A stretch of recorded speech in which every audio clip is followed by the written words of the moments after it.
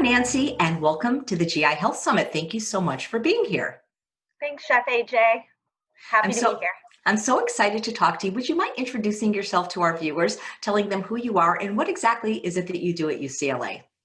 Great. So my name is Nancy Jaffe, and I'm a registered dietitian, and I'm in charge of the nutrition program for the Division of Digestive Diseases at UCLA. I've had the honor of working there for about 8 years now and working with all of our different doctors, physicians, surgeons, and helping patients to better understand and manage their digestive issues. How did you get interested in that line of work? So I actually have celiac disease myself. I was diagnosed 13 years ago now. And I know that I really struggled in the beginning to understand all the nuances of the gluten-free diet. And this was before the big gluten-free boom that happened, where everyone now knows what it is. No one knew what it was about 13 years ago. And just in looking for information for myself and trying to help myself deal with the digestive issues I discovered dietitians, and I met several amazing dietitians who really inspired me to be that support for other patients. So I love that when I'm in the trenches working with patients, I can actually say, I understand, I know, I've been there. That is I so get those great. symptoms too. That is so great. So you have extra empathy because you've actually been there. Yes, and I have to live this every day. I have to make sure that I'm doing everything I can to keep myself digestively healthy, as just like my patients. Yeah. Digestive health is so important, but I think a lot of people go to the dentist twice a year. We think about dental health, maybe Right. even mental health, but people don't really think about digestive health very much unless they have a disease. Right. I think sometimes we'll normalize it. So patients, I know I did this in the beginning before I was diagnosed with celiac disease, that I just assumed it was normal to have the gas I was having and the bloating I was having and the abdominal pain. And I didn't really start to look for answers until it really started to affect my life on a daily basis. And once I started noticing it, it was impossible not to. But I agree. Yeah, it's not something we always pay attention to until it gets significant. So when so many people seem to be suffering from myriad GI diseases, when would somebody find their way to you? Would they first go to their gastroenterologist and then get a referral? So it really depends. We're lucky at UCLA that we really focus on a team approach. So the doctors are very familiar with the work of, there's 3 of us dietitians, so the doctors have us at their disposal.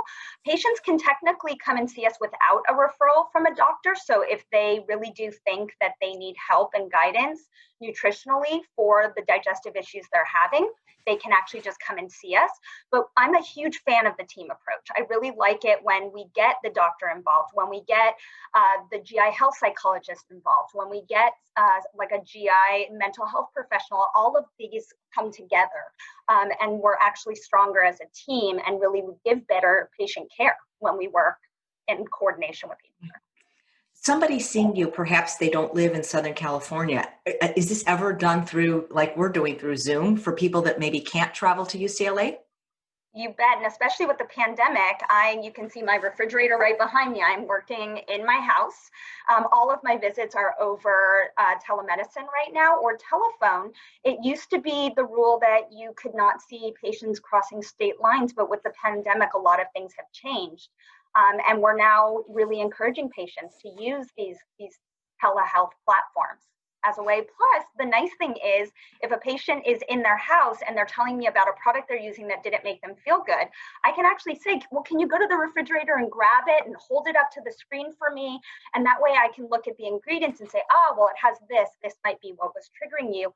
Let's switch to an alternative product. So it creates a certain level of intimacy that we're in each other's homes and we're able to actually share products that way.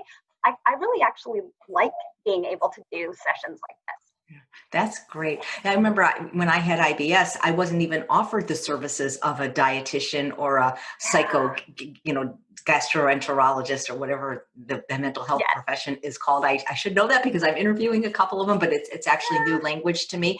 And, it's basically, well, just, take this medicine. And I would have loved to have seen somebody like you. Yeah, and I think this is where academic facilities are starting to there's many locations now, not just UCLA, but across the country, where these integrative programs are being created for GI patients, because the research is very clear that Some GI conditions are truly just organic, which means that there's disease in the body. We can see it reflected in different procedures and lab tests, and we can treat it with medications and procedures. But a lot of our GI conditions don't fit that model, and they fall more in what we call the brain-gut axis disorders. And that means that they require multiple modalities in order to get at all of the different aspects that are affecting a patient. We have to look at the whole person. We can't just treat one part of the body. And unfortunately, IBS patients for a long time were made to feel like it was just in their heads, right? And what we've learned is that not only does that take away the patient's reality that this is a true symptom, we believe you, we trust you, we know that you are feeling pain or diarrhea or bloating, but where it's coming from is multiple places, and the role that the brain plays is something of significance, but it's not the patient's fault. This is not their problem, and it's something that we can address, just like we can address the diarrhea or the pain with a medication. We need to be able to work from both ends of the axis. Are there certain GI conditions that you see more than others? So I'm a functional specialist, so I really like working with our integrative program and working with irritable bowel syndrome and different types of functional gut disorders such as functional heartburn and functional bloating and functional diarrhea. I'm also very involved with motility disorders because often those can come together. So if there's a slowing down or a speeding up in one part of the anatomy, that can create some of the same symptoms that we're seeing in our functional gut disorders. And then I'm also very involved with our esophageal program. So those are kind of my main areas. And of course, I love my celiacs. That's why I became a dietitian in the first place. But we actually have another dietitian, Janelle Smith, who specializes in celiac disease and leads our program. So most of those patients see her. Right. Well, how can the food we eat either help or hinder some of these GI disorders, whether they're functional or not? Big question, and there's lots of different ways that these foods can affect us. So the first thing that comes to me is I think about the components that are in a food, right? So there are several different components of a food that can potentially lead to some digestive distress, whether it is different types of fermentable carbohydrates or sugars that can cause problems, increases in fat, or even just certain thresholds of fats for patients can be very triggering and symptom causing. Fiber and the type of fiber and the amount of fiber and the ways that we're accessing that fiber can also play a huge role. So all of those have to do with food components, right? And that's a big part of my job is to play detective. So to really listen to the patient's story, understand their history, see what they're eating, and then how that correlates with when symptoms happen and how they happen, so that we then can come up with a game plan that's individualized. Because for me, nutrition is nothing if it's not individualized to that patient, not just saying, well, you have this disorder, we do this for this disorder. It needs to be very specific for the patient. Right. Well, while there's probably not a one size fits all, can we agree that the standard American diet is not optimal for human health, especially gut health? Oh, 100% we can agree on that one. Yes, yes. If a patient comes to me and they don't have any GI issues and they're just looking for a healthy diet model, I usually am going to point them towards a plant-forward model such as the Mediterranean diet and help them to see that aspects of the standard American diet, which I think is very aptly called the SAD diet, it really can impact our gut microbiome. So we've seen that if patients live on fast food for as little as 3 days, it causes a lot of harm to the gut bacteria. And this can play a role in how well we digest our food and what types of symptoms we might have. So even just encouraging more plants is a very helpful route. But sometimes with GI issues, we have to pick and choose what plants work for the patient. So not all plants are going to work equally, but we can absolutely get more plants into every patient's diet. That's true, because I hear from people that I'm trying to get healthier or maybe lose weight to eat more plants, especially vegetables, especially non-starchy vegetables. And the number one complaint I get is, oh, they cause so much gas. But gas is natural in a way, isn't it? I mean, it is. So we all make about 2 pints of gas per day. The difference is most of us pass it passively. So we don't even really realize we're doing it. Some of it comes out when we pass stool. We may burp a little bit after a meal, or we pass that gas so discreetly throughout the day that we really don't, it's not bothersome to most of us. When we want to pay attention to it is when a patient describes pain, with the gas, or it's getting trapped, they're getting bloated or distended because of the gas. If they're having trouble passing it, or if they're passing excess amounts of it. So if they're constantly passing gas, it's smelly, it's noisy, it can be very embarrassing for patients. It can keep them from being able to do their normal activities. We want to pay attention to that. That's when the gas is not a normal amount, and we want to actually help them. One of the hopes with this summit is that it's less embarrassing to be talking about pooping and things like that, because it is, Yes. I mean, we all do it. So. Right. It's just, I have patients who will say that, they'll be at, church, or they'll be in synagogue, and every time they have to stand up, they'll pass gas because they're not able to control it, or the amount is so excessive that they don't have as much control over how it's passed. So yes, gas is a natural thing. It's a normal thing, but there's a volume amount that stops being a normal amount, where we go, okay, why is the body creating this excess gas? Or if it's very noxious, and it's really, very smelly and odorous, or if it's really noisy, these are things that we can possibly make better for the patient. So that, I've had patients who haven't wanted to leave their house because the gas was so painful and so smelly that it was not possible to do their normal functions. And so we want to get it back to a normal level. Right. So how do we do that? Yeah, so there's lots of different ways. So again, it depends on whether we're talking about gas related to sugars that are in the diet, whether it's related, again, to fat in the diet, fiber in the diet, or even other components such as sulfur that might be in the food. So if a patient is having very smelly, kind of rotten egg type of gas, that can often be sulfur related, and we can talk about where are sulfur rich forms of food, or what types of bacteria are more likely to reduce sulfur and turn it into this hydrogen sulfide gas. And that way we can actually help a patient to choose foods that are lower in those, or to be more careful about spacing them out in their day. The most common one that I see that patients don't realize is when the gas is kind of fecal smelling. This can often be a sign of constipation. So sometimes we just have excess gas because we're not evacuating as effectively as we could. And if we can just get the patient to poop more regularly, as I like to say, then oftentimes that gas goes away on its own. If they're having bloating from visceral hypersensitivity or an increase of sensations in the nerves, this is where a diet like the low FODMAP diet can often be very helpful. And again, we may not need to use the full low FODMAP diet for some of our patients. We've over a decade worth of research now on the low FODMAP diet, and we're learning how these different sugars and fibers work in the body.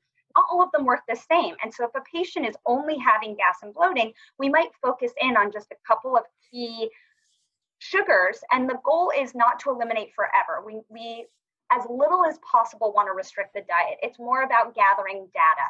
So whenever we put a patient on an elimination diet, there's always a reintroduction phase and then always a maintenance phase.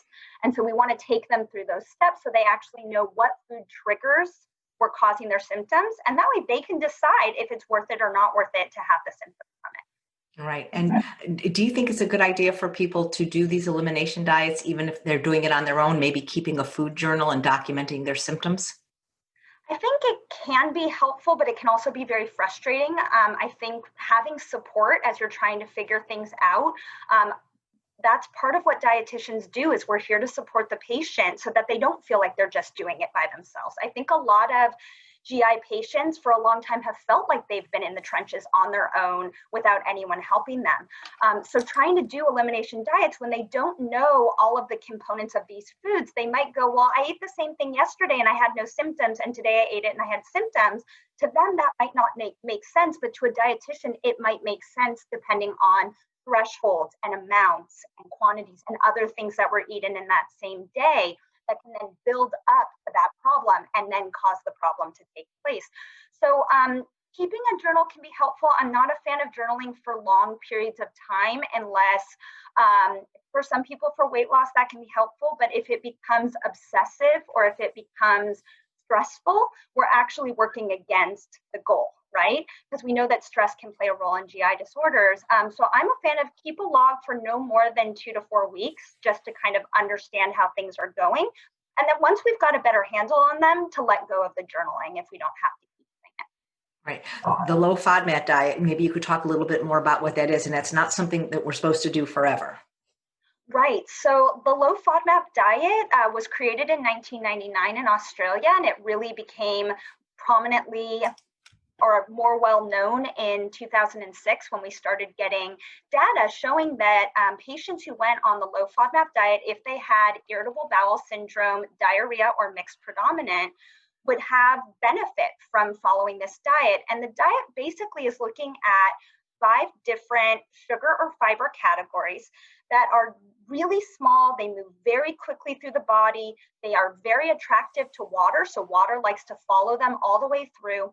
They don't get broken down well, and they don't get absorbed well. So they can end up in the small intestine and in the colon, where they get broken down by bacteria. And this can create some of the hallmark symptoms that we're used to hearing about with irritable bowel syndrome, such as gas and bloating, diarrhea, abdominal pain, distension, discomfort. And so what we usually do is we recommend about a 2 to 4 week protocol where we'll have patients remove the FODMAPs from their diet. And then we want to see if they have symptom improvement. I personally like to see at least 50% improvement. I feel like if it's less than 50%, we have to ask ourselves, did the diet even work? Was it effective enough? Do we want to make sure that there were no hidden FODMAPs that were showing up in the diet? But if they've had good results and good symptom reduction, then we go through a very, very structured reintroduction phase where we actually take each sugar category one at a time at a certain amount, and we have them bring it back over several days to actually understand not only if the sugar is a problem itself, but at what threshold. And then from there, we want to open up the diet as much as we can, because again, we never want to restrict more than we have with our diet. Can you give examples of some foods that are low FODMAP, high FODMAP, and maybe medium FODMAP, if there is such a thing? Sure. So when we think about our FODMAPs, some of the most common high FODMAP foods that are in the diet are apples, wheat products such as breads and pastas. Garlic and onion are often the hardest ones for patients to not utilize, but I always remind them it's just for a few weeks, and then the hope is we'll get to bring them back. We also look at sugar alcohols, so such as xylitol, sorbitol, mannitol. This can also be found in mushrooms and cauliflower, prunes, apricots. So those are some of the high FODMAP foods that we look at. It also can be found in teas, which patients often forget. So chamomile tea, oolong, these are ones that we avoid during the elimination phase of the low FODMAP diet. But there's plenty of options that are allowed on the low FODMAP diet, including things like firm tofu and tempeh and edamame. You can do small amounts of canned chickpeas and lentils. And then, of course, there's lots of fruits and vegetables. So everything from arugula and kale and tomatoes and cucumbers to unripe bananas, which are a great prebiotic for the gut bacteria, blueberries, raspberries, etc. So we always, I know at least in our practice at UCLA, patients who we place on the low FODMAP diet get a very thick packet. I think it's up to about 40 pages right now. And it includes brands after brands of safe low FODMAP items that they can go to the grocery store and pick up. It includes grocery lists, meal planning ideas, recipe ideas, ways to make this diet as easy as possible for the patient while they're going through it for just, again, that short period of time. Well, as a chef, if you take onion away from me, it's like, I don't know what to make. Yes, and that's why we always recommend shallot and garlic infused olive oil so that you still get that flavor, because the problem, again, with these sugars is a water-soluble sugar that, again, extracts water and takes it with it as it moves through the body and into the colon.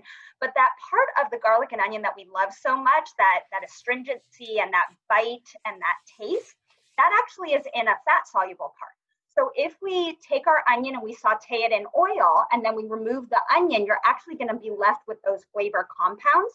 And that shouldn't lead to any excess GI symptoms, but you still get that yummy flavor that we're looking for. Where does vinegar fall? Because actually many people that I work with don't eat processed fats. They eat whole food fats like nuts, seeds, and avocado, but they don't eat any oils, because there is a company that does make infused vinegars with things like garlic and onion. Would vinegar be an acceptable condiment for somebody that's having maybe some of these GI issues? Absolutely. So vinegar is considered safe on the diet. The only one of note, of course, is if you do have celiac disease or gluten sensitivity, malt vinegar would not be an acceptable one to use.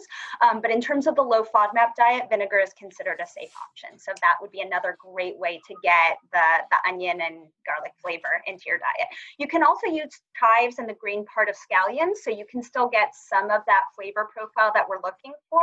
And again, this is part of what we want to highlight with patients is we don't want you to feel deprived. So if these are really important foods to you, what are ways that we can keep that flavor in the diet? But C, is that creating some of the symptoms that you are experiencing? It seems to be that it's the more the cruciferous vegetables that people are having a problem with. It depends. So what we've learned, at least from the research done on the low FODMAP diet, is that different parts of those vegetables are more likely to create gas and bloating. So for instance, with broccoli, the florets are better tolerated than the stalk. So if patients focus on the florets, they can have a full cup before they should start having any gas or bloating symptoms. So some of it might just be pairing different vegetables together so that the broccoli, you still get it in the diet, but maybe it's a smaller portion, and then you can pair it with some of the other vegetables to have a more expansive meal. Cauliflower is a tough one. It falls under the polyol category, and yes, it can cause a lot of gas and bloating. I wish that we had a way to make that better, but we don't have a digestive enzyme that works for polyols at this point in time. Wow. So even people, if what they wanted to follow a vegan or vegetarian diet, they could. There is always going to be something to Absolutely. eat. Absolutely. And that's why if I have a vegan or a vegetarian IBS patient who I want to put on the low FODMAP diet, not only do I have a handout just for them that really goes into detail, like what foods would work for them, but we want to focus on the different protein options that they have since we are taking away a lot of the beans. I like to point out that most of the grains, most of the nuts, several of the soy products are still allowed on the low FODMAP diet, and this is great ways to get your protein in. And then if we have to, we can always add in a vegan protein powder, or there's also low FODMAP vegan shakes options that we can offer them. And again, I always remind this is a short-term thing just to learn data about what's actually triggering for you so we can get you back to your regular diet. So where were you 6 years ago? You know, it's amazing how there weren't that many, or seemingly not that many, GI dietitians even 10 years ago, but we've been around, but we're now really starting to pair with doctors, and doctors are very aware of the work that we do and that we are subspecialized, so like they are. So yeah, I hear that a lot. You know, where were you 10 years ago when I was diagnosed, or I wish I had met you sooner. And we're part of our goal as dietitians is advocacy. So we're hoping to make it much easier for patients and doctors to find us, because you deserve that help as a patient, right? You deserve that support. I think even if somebody didn't have these GI diseases, just seeing someone like yourself, if they wanted to be on a very healthy vegan diet, that could be a very useful meeting. Absolutely. Absolutely. So I love talking about this kind of stuff. I'm not 100% vegan. I do eat fish, but other than that, I don't do any dairy, and I'm basically plant-based. So I love talking with patients about some of the research I've done on the plant-based diet and just our understanding around the different components and why it's beneficial. So I do like to encourage patients towards at least plant forward, if not plant-based. Right. I've never heard plant forward. I'm plant exclusive, but I love these new words that I'm losing. Many of the GI doctors that I'm interviewing for this summit are whether they're vegan or not, are really against dairy for GI health. What do you think about that? You know, dairy has a lot of contradictory research on it. There are several components to dairy products that are potentially triggering for patients.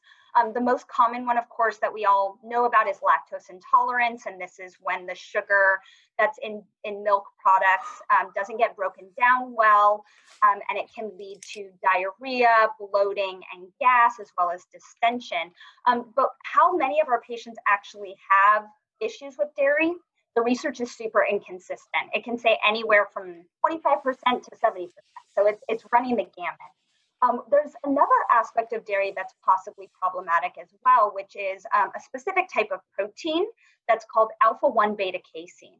And basically, this is a man-made problem. So our poor little stressed out cows, as they're trying to make milk, will actually produce this pro-inflammatory protein, and it actually acts on the colon to slow it down. And so it can lead to constipation for some of our patients. So dairy is definitely something that we look at as a potential trigger for our patients. It's not something that I exclusively say all patients need to be off it, but I'm very careful to say I find a lot of value in fermented foods. And so whether you choose to do fermented dairy or fermented vegetables, I think having fermentation in the diet is important. If a patient really loves their dairy, I'm going to try and find ways to make it work for them. But the big part for me is making sure we don't cause any deficiencies. So depending on if the diet is excluding dairy, we want to make sure that there's adequate sources of calcium and vitamin D and zinc and all of that in, as well as protein in the diet, because I think there's lots of ways to eat healthy, and we just need to make sure that everyone's getting their nutritional needs met. But we can agree that eating fast food is not one of those. No. I feel like, unfortunately, we all need convenience these days, and that's fine, but there's so many ways to get convenience and still be healthy. So whether it's picking and choosing the restaurants that we go to, or making extra food when you do have time, and then freezing it in individual containers and having your own frozen meals, I think that there's lots of ways that we can still have convenience, but not have to go to the fast food model. Great. What's the difference between a food intolerance, a food sensitivity, and a food allergy? They seem to overlap a bit. Yeah, it's a great question. So intolerance is exclusively digestive. So that's why when we say lactose intolerance, we're not talking about, sneezing or upper respiratory issues. We're actually just talking about digestive issues that come along with taking in that food component. A sensitivity can affect any part of the body. So patients can have brain fog, or they can have, sinus issues, or they may have gut related as well.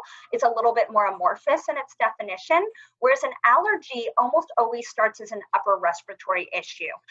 It can be wheezing or hives or a rash on the face, swelling of different mucous membranes. It usually comes on quite quickly. So an allergy usually onsets within 30 minutes, at most 2 hours after the problematic food has been consumed, whereas a sensitivity and an intolerance can take hours.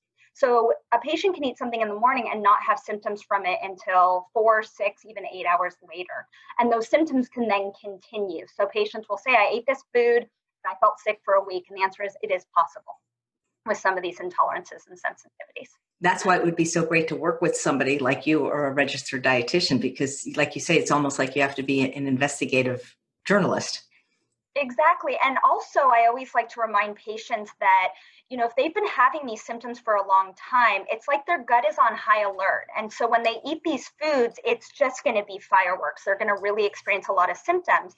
And once we can figure out what food triggers they have, and we can reduce those from the diet, after a period of time, it's almost like we've given the gut some rest, and we can then try to bring those back, and they may actually tolerate them now.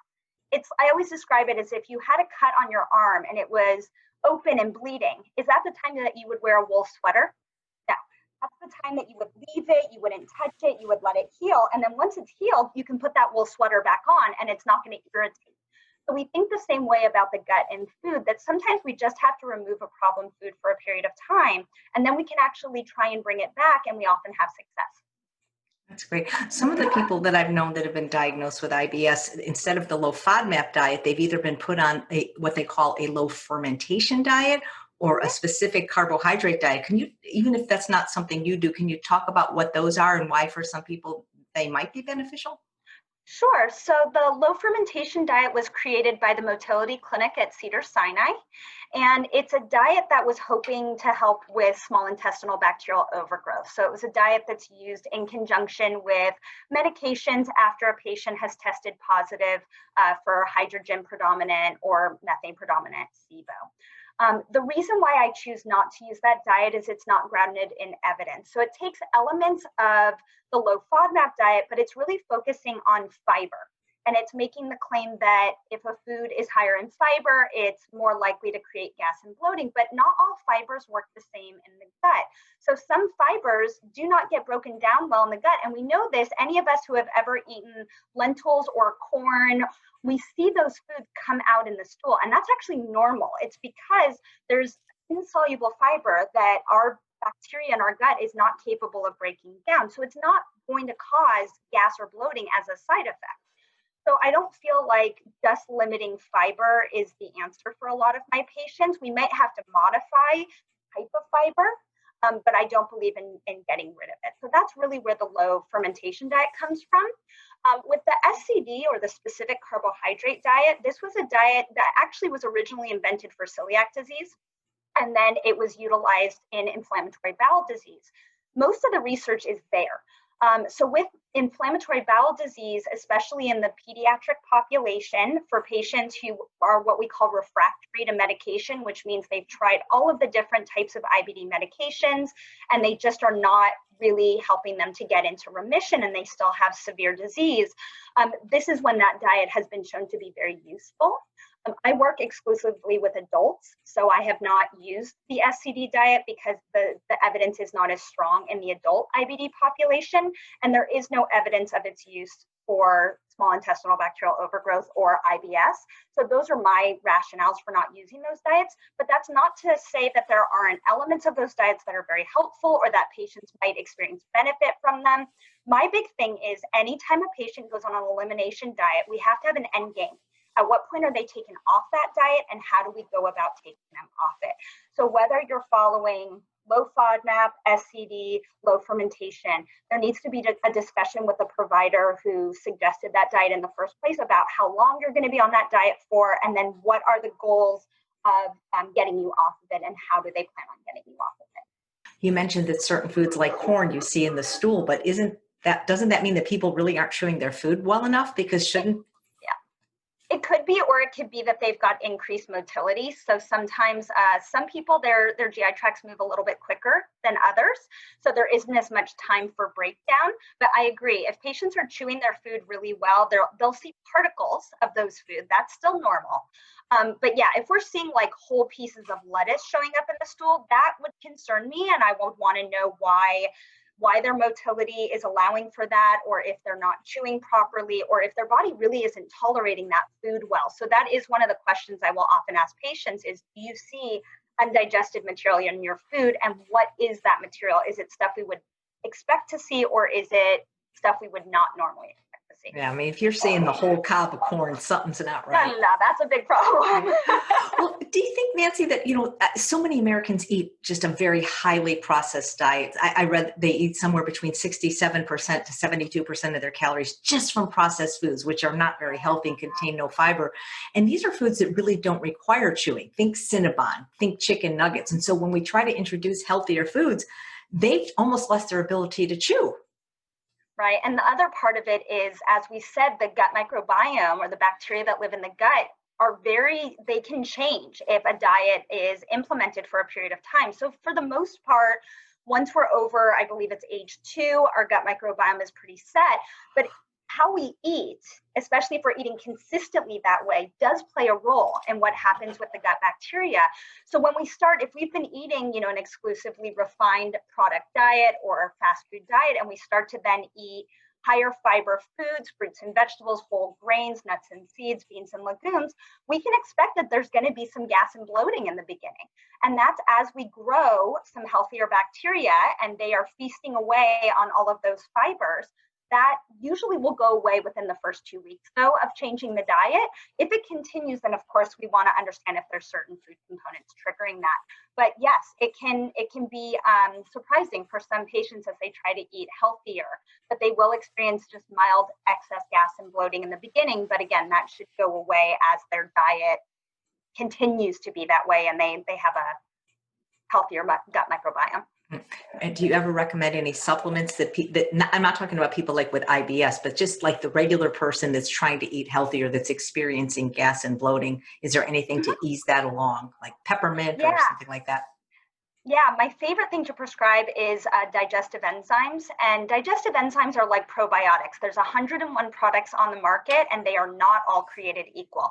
So we want to make sure that we're picking and choosing a product based on the research on a specific enzyme for our specific condition. So for instance, if you have a lactose intolerant, you're not just going to pick up any old digestive enzyme. You're going to get a lactase, right? You're going to get one specifically for that sugar.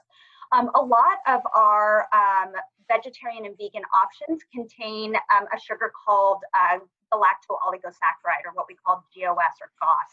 And luckily for us, there is an enzyme called alpha-galactosidase, I know it's a mouthful, that can actually break down this sugar and ease digestion. So there's been several research studies that showed that people who have gas and bloating when they eat their beans and legumes, their soy products, their cashews, etc., if they take at least 300 units of this enzyme, they can tolerate those foods without gas and bloating. So that's one of my favorite options for patients, because it really allows you to keep the diet open and varied. That is great. Are there any particular brands you're allowed to recommend? I don't know that I'm allowed to recommend brands. I'm not, because all I can say is I don't choose to get sponsored by any specific company, because I always like to change my mind. But what I would look for is at least 300 units of this alpha-galactosidase. And what I would also look at is the other ingredients, right? Because you don't want it to also have lactose, or to have maltitol, or to have some other bloaty or gassy ingredient that can actually make you feel sick. So there's a very popular version of this on the market that contains maltitol. So I would not be recommending that to my patients. I would look for a very clean product. You can find them easily on Amazon. Great. Well, you mentioned anything that ends in OL, that's a sugar alcohol. And aren't those particularly problematic for people with digestive disorders, like the sorbitol, the mannitol, the xylitol, the erythritol, even stevia for some people? Yeah, so the OLs, a lot of them are malabsorbed. So what happens is that they are slightly larger molecules, and they have to fit through certain pores in the small intestine. And I always think of that children's toy where they have to fit the square in the square hole and the circle in the circle hole. The polyols are like that, and they're often not fit in the right hole, and so they end up being malabsorbed. And so this will not lead to sensitivity or intolerance for everyone. Some people can handle it better than others, but any of us, if we eat too much of this, are not going to feel good. There's a reason why when you look at like diabetic chocolate bars or syrups that are flavored with these sugar alcohols, they have to have a warning that says excess use may have a laxative effect, because for any of us, they can lead to diarrhea, gas, and bloating. So we really want to be careful with how often we're using those sugars, portions of them, especially if we have symptoms. A lot of people drink carbonated beverages. Does that have any effect on their gas and bloating? It absolutely can. So, when we take gas in to the GI tract, it has a couple of options. It's either going to be burped back up. Some of it might get broken down and absorbed through the GI tract, but the rest of it is going to make its way through and has to come out the other end. And while it's making its way through, it can get, caught up in different parts of the intestine. A lot of patients will describe feeling like a sharp cinch type of pain under their rib cage. And this is where the curves in the large intestine are located, and gas bubbles love to get trapped there, especially if there's any stool. And so this can absolutely create symptoms. Usually the symptoms will occur several hours later. So patients won't realize it right away, but they'll have their diet soda at lunch, and then a couple hours later, they are having that cinching discomfort and the bloating. So yes, carbonation in any form can absolutely lead to more symptoms. So again, I'm a fan of patients testing the theory. If they really like their carbonated beverages, are you willing to go a week without them and see what happens to the symptoms? I'm a huge fan of doing little experiments like that, so that you actually can say, oh yeah, I remember when I tried that, this is what happened. And it gives the patient the ability to make decisions for themselves. You can decide, I still want to have this thing, and I know I'm going to have symptoms, but at least I know why I have the symptom. Or it might make them go, maybe it's not worth it, and we need an alternative product. I have to ask you this because my mom always said growing up that the reason I had tummy troubles was because I eat too quickly. Is that really a thing? I mean, when we eat quickly, we do swallow excess air. So for a lot of my patients who have a lot of burping or even acid reflux, sometimes eating too quickly can play a role in that. Whether or not that leads to significant bloating, I have to admit I haven't looked at the research on that. I'm not convinced that it would, but it can definitely cause upper GI symptoms. So it can cause excess gas in the stomach, and again, that gas has to go somewhere. So it's going to push on the walls of the stomach. It's going to change the pressure in the chest cavity, and either you're going to burp it up or it's going to have to go out the other way. It's too bad we can't have like this just little convenient release valve somewhere where it's not so noxious and just like, just hiss and let it all come out. Yep. Good. So gas and bloating, are they the same? Are they different? So they're different, but they can be related. So gas is created either by food that we're eating and it being broken down by bacteria in the body or through natural fermentation in the body. But it can also be because of ingestion, right? If we drink out of straws or we swallow air as we're talking, we speak very quickly, we're eating too quickly, etc. So gas is different. Also, there's many different types of gas that can show up in the GI tract. So it also depends if we're talking about hydrogen sulfide gas versus hydrogen gas versus methane gas, etc. Right?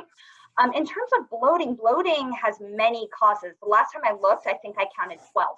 So bloating is a sensation of pressure. So whether or not that pressure is related to excess gas, it often isn't. It can be, but it doesn't have to be. Sometimes it's actually the nerves sending a signal to the brain. So the nerves in the gut sending a signal to the brain that there's bloating.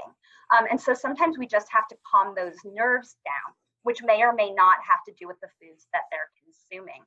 There's also a third one, which is distension, right? And distension is actual physical girth change where patients will say to me, I wake up in the morning, my stomach is flat, and by the end of the day, I'm 8 months pregnant, right? That's distension. And distension and bloating, again, can be related, but they don't have to be. So I know you spoke with Suzanne Smith at UCLA.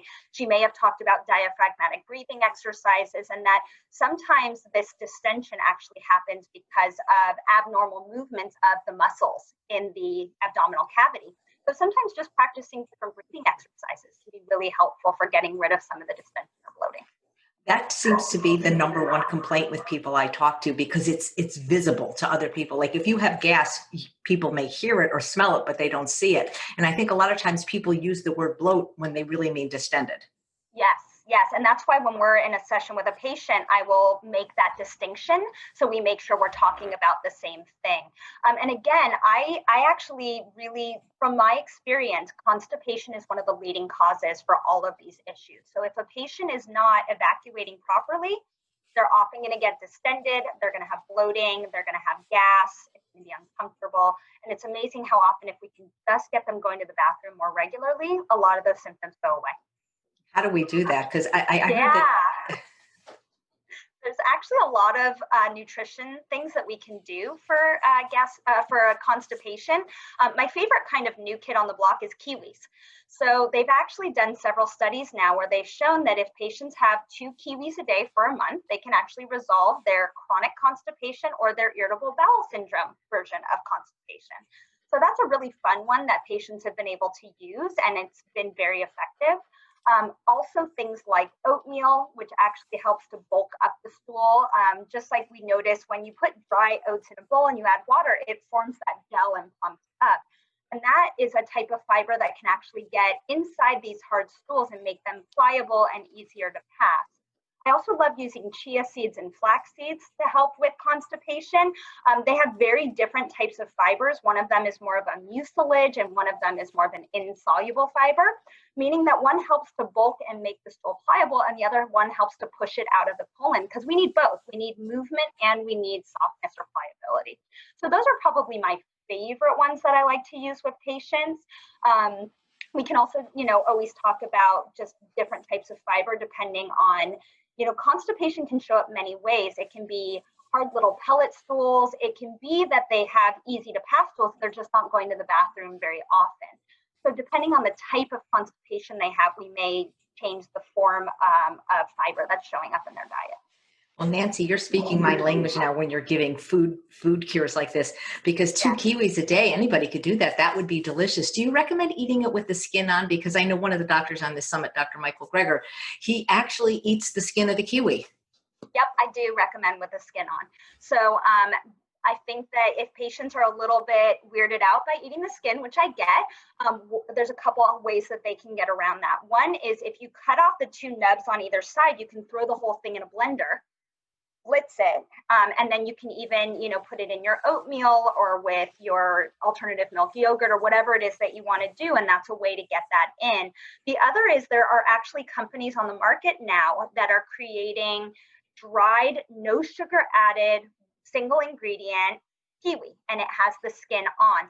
So especially for my patients who travel, this is an easy one for them. They can go and buy these packages of unsweetened, unsugared kiwi fruit that's been dried, and they can just eat, a third of a bag or a quarter of a bag, and it will help them pass their stool.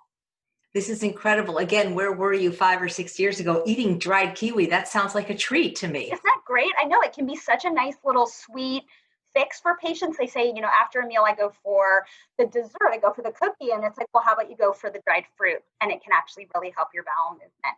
And with that being said, dried apricots and dried prunes are also great. The problem is they do have those polyol sugars. So for some people, they're going to cause the gas. But again, if your gas is being caused by constipation, you may not get gas from it. Right.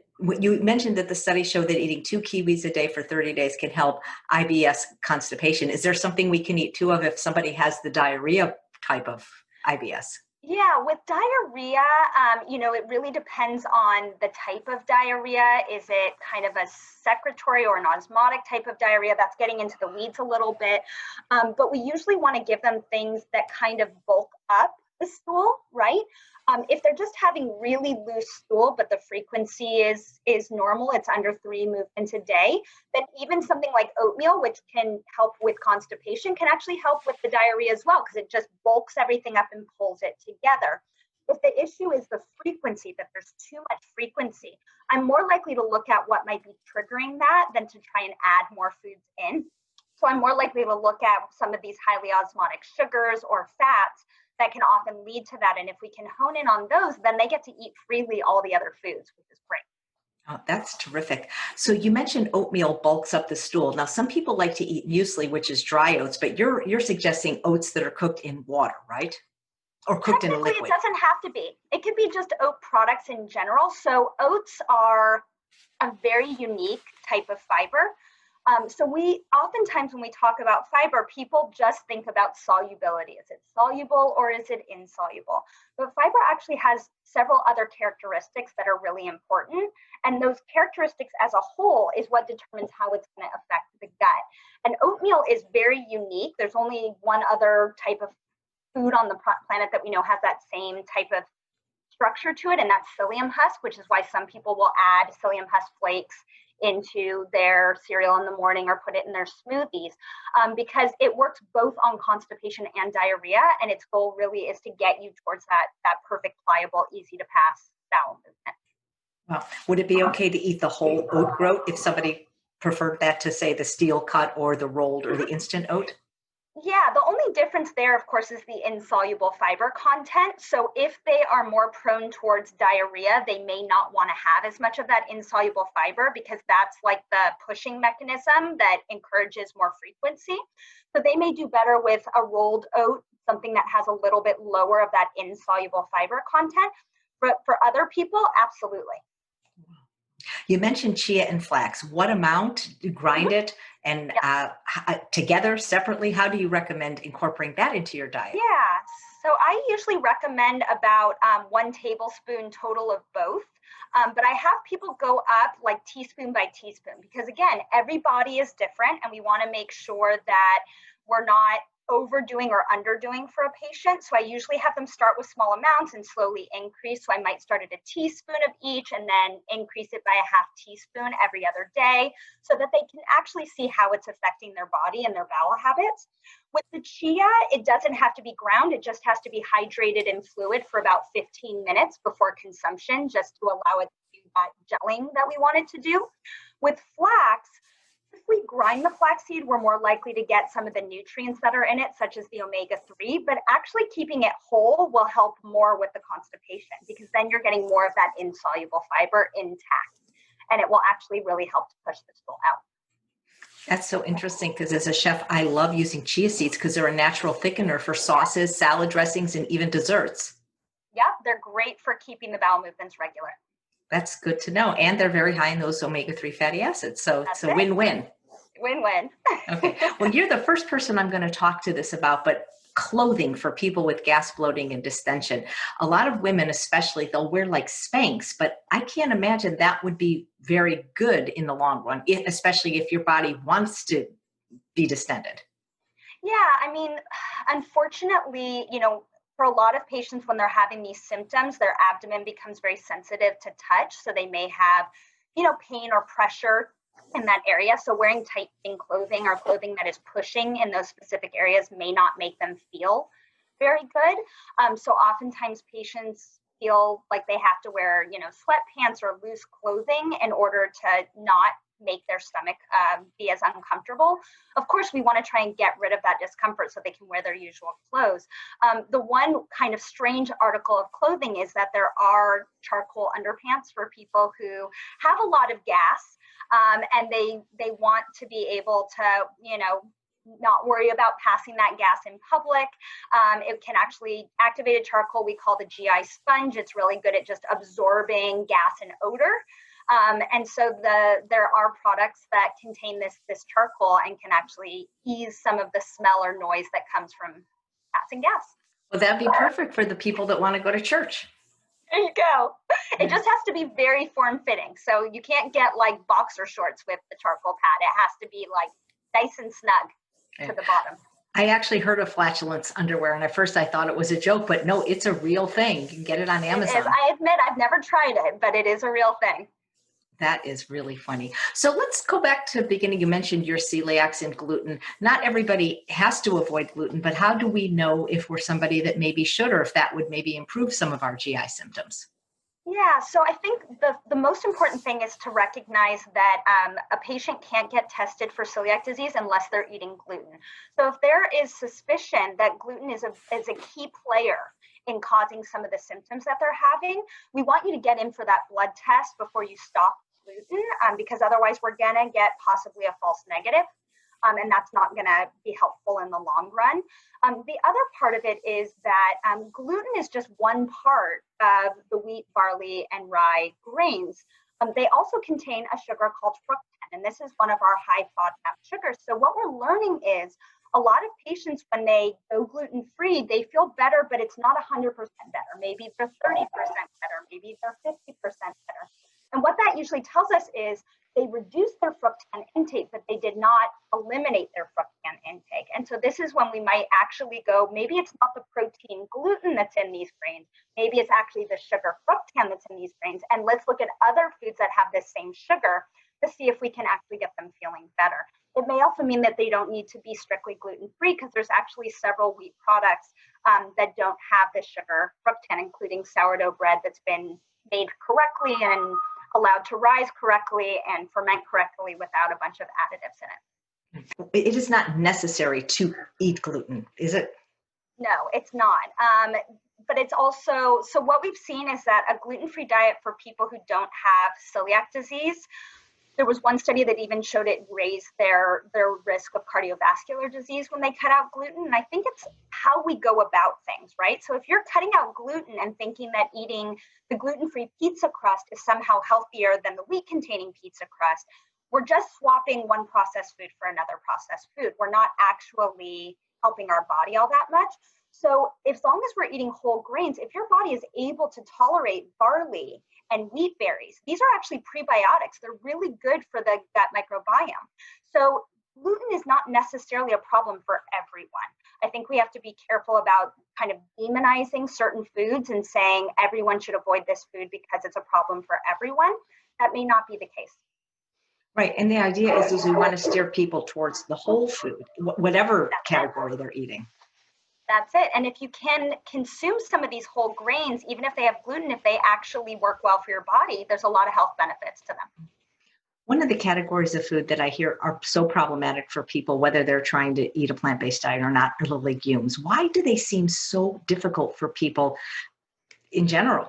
Yep, and this goes takes us back to our earlier conversation about that sugar called GOS or GOS. So beans are some of the highest containing foods with this sugar. So this can be a big part of why they can be so triggering for patients is we as human beings do not make the enzyme to break this sugar down. There's a reason why little kids sing about beans, beans, the musical fruit, the more you eat, the more you toot. So we all have our own threshold of how much our body will tolerate before it really starts creating gas and bloating and pressure. But it has to do with this sugar. So again, this is where that digestive enzyme could be really helpful for patients. If they want to keep, because beans and legumes are very healthy. They have a very high total antioxidant content, which means they're anti-inflammatory. I personally eat at least 2 to 3 servings a day. I think that they're one of our, I don't like the word superfoods, but they're definitely one of our healthy foods. So if we can keep them in the diet, we want to. Okay. So is there hope for people with some of these chronic digestive disorders? Have you seen that in your practice? Oh, absolutely. I don't think that what I like to point to is when I first started at UCLA 8 years ago, I was the only dietitian and the first dietitian ever hired by the division. Now there's 3 of us. So clearly there's a need for this, patients are wanting this, and we're helping. And so, yes, patients can have better control and management of their symptoms, especially if there's a whole team working with them and there's understanding about why these symptoms are occurring. We can really help to manage a lot of these symptoms. Makes me almost want to move back to LA. That's great. What are there any at-home things that people can do just for not necessarily with IBS, but I always hear like peppermint tea or fennel tea or just these little ginger, little home remedies just for when the garden variety GI Yeah, upset. I think peppermint is a very underutilized tool that we've known about peppermint for thousands of years, right? People have used peppermint as an ancient remedy. And what we know is it's what we call an antispasmodic, which means that it actually helps to reduce cramping and spasming in the gut. The only problem, of course, is people who have reflux, it can make their reflux worse. So if a patient has reflux, but they also have lower abdominal discomfort or bloating, then we often want to offer them a peppermint capsule that's enterically coated, which means that it's going to be coated so it moves through the stomach without opening, and it will actually not open until it gets to the areas that need it to be present. And then it can start helping to reduce some of those symptoms. So I am a big fan of that one. Ginger is the same. Ginger can be very helpful for lower abdominal discomfort, but again, it can trigger reflux symptoms for patients. So, and if we're going to do it, we want to consider doing it in an encapsulated form. Can exercise help at all with some of the symptoms? It can. So there was actually an article in the Journal of the American Medical Association that showed that if we do moderate exercise, which is 30 to 60 minutes per day, that it can actually really encourage bowel movements. So for people who are constipated or having gas and bloating due to this, it encourages the colon to move. So by having the colon move, you're more likely to expel that gas and expel the stool, keep things healthy and moving. So having regular physical activity is definitely an important part. Also, certain types of stretches. So stretches where we're bringing the knee in towards the chest and we're rotating can actually encourage gas to move through. So even just doing simple stretching exercises can be really helpful for getting gas out of the body. That makes sense because more than 20 years ago, before I was chef, I was an activity director of a retirement home, and constipation was almost like it was contagious. But then again, they were basically in bed all day.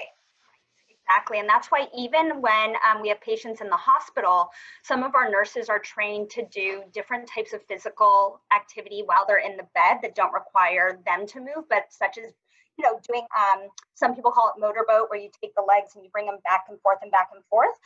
Even that motion can start to get a patient to pass stool and gas. So we can do things like that. And we always say to any degree. So it doesn't have to be knee all the way to the chest. Maybe you're just bringing the knee in a little bit, but that movement encourages the body to digest.